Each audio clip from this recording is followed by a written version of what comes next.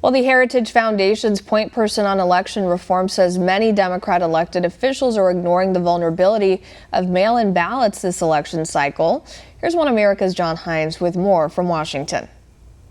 Do you think that the Democrats, the left, is ignoring the vulnerability of mail-in balloting here in this election process so far? Yes, I think they are. I think they're ignoring two things. One, the risk of fraud goes up the more people vote with absentee ballots, and frankly, the risk of people being disenfranchised due to other problems also goes up. The mail service, for example, not delivering your ballot on time or losing your mail, or voters making mistakes like forgetting to sign their absentee ballot. It's just unfortunately true. Absentee ballots have a higher rejection rate than ballots cast in person. What can we expect from a state like California as a lot of these ballots are mailed out? Yeah, California made the, I think, really reckless, unwise decision to simply mail a ballot to all registered voters.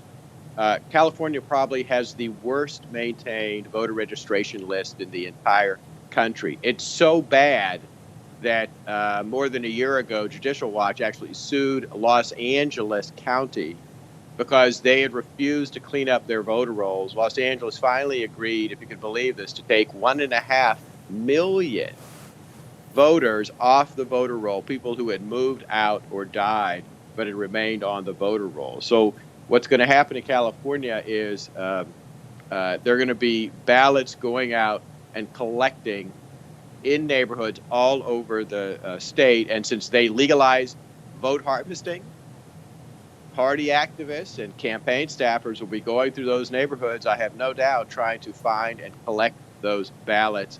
Many may end up getting voted.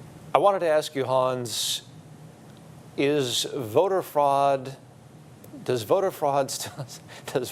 still exist in America? I know I've asked this question before, and I keep reading in the major newspapers that voter fraud doesn't exist. So I want to ask you, does voter fraud exist in America, sir?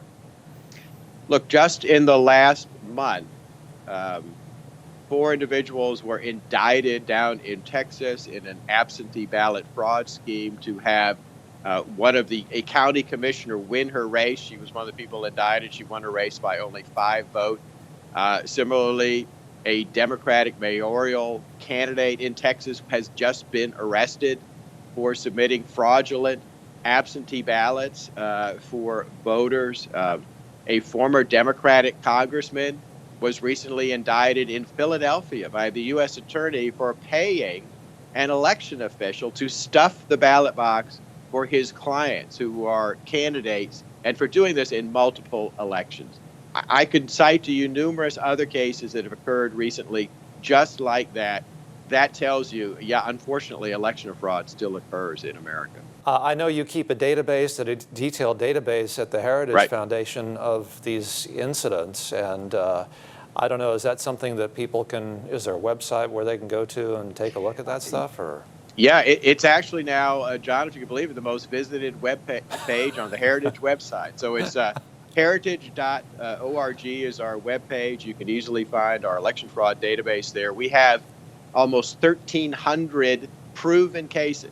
And by proven, I mean somebody was convicted in a court of law of engaging in fraud, or a judge ordered a new election because of fraud. And we are tracking dozens of other cases of people who've been arrested and charged, and we just haven't gotten the final result yet. Hans von Spakowski, Senior Legal Fellow at the Meese Center for Legal and Judicial Studies of the Heritage Foundation and the manager of the Election Law Reform Project. Thank you for talking to us on One American News. It's good to catch up with you, Hans.